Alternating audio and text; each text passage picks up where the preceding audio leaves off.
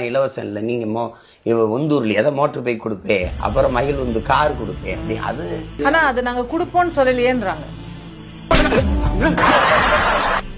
அவங்க என்ன சொல்றாங்க, அவங்க எல்லார் வீட்லயும் ஒரு கார் இருக்கணும், ஒரு வீடு இருக்கணும்னு நான் ஆசைப்படுறேன். தங்கச்சி முதல் நான் ஃப்ரீயா கார் கொடுப்பேன்னு அவர் சொல்லவே இல்லையே. இல்ல முதல் மாநாட்டிலேயே வீட்டுக்கு ஒரு லட்சியம் கார் அப்படின்லாம் அது எப்படி வரும்? வீட்டுக்கு ஒரு லட்சம் காசுக்கு மேல கூறாடா கொய்யா. அந்த கார் வாங்குற அளவுக்கு நம்ம பொருளாதாரம் உயரணும் அப்படின்னா அப்படி சொல்லல.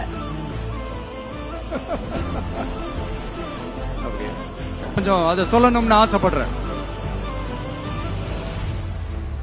எல்லாருக்கும் நிரந்தரமான வீடு இருக்கணும்.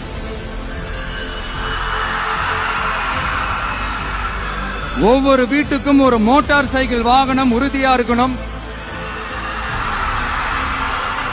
காரும் தான் லட்சியம். அதுக்கான வசதி வாய்ப்பை உருவாக்குற அளவுக்கு பொருளாதார வளர்ச்சிக்கு வழியை உண்டாக்கணும்.